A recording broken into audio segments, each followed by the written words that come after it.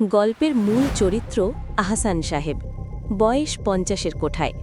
একটি ছোট বেসরকারি প্রতিষ্ঠানে হিসাব রক্ষকের কাজ করতেন। স্ত্রী আর ২ সন্তান নিয়ে তার সাজানো সংসার। কিন্তু হঠাৎ একদিন বিনা মেঘে বজ্রপাতের মতো তার চাকরিটা চলে যায়। কোম্পানির লোক ছাঁটাই করছে, আর সেই তালিকায় প্রথম নামটি তার। বাসায় ফেরার পথে আহসান সাহেবের মনে হলো চারপাশটা যেন অন্ধকার হয়ে আসছে। পকেটে মাত্র কয়েকশো টাকা, আর মাস শেষে মেসের ভাড়া, স্কুলের বেতন, বাজারের ফর্দ সব পাহাড়ের মতো তার সামনে দাঁড়িয়ে। ধৈর্যের পরীক্ষা ও চারপাশের পরিবেশ। বাড়ি ফিরে তিনি কাউকে কিছু বললেন না, জায়নামাজে গিয়ে দাঁড়ালেন।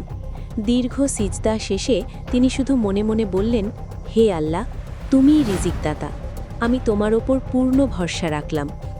পরের কয়েকদিন ছিল চরম পরীক্ষার। আত্মীয় স্বজনরা পরামর্শ দিতে লাগল, চাকরি নেই, এখন কি হবে, হাত পেতে কারো কাছে কিছু চাও।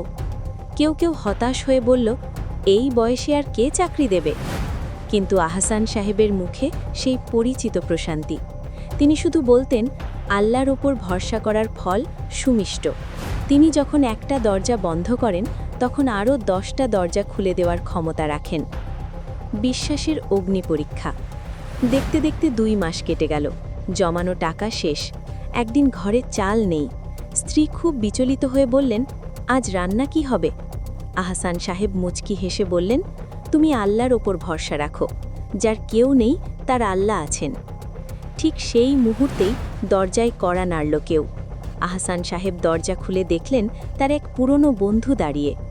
বন্ধুটি অনেকদিন আগে তার কাছ থেকে কিছু টাকা ধার নিয়েছিলেন, যা আহসান সাহেব ভুলেই গিয়েছিলেন।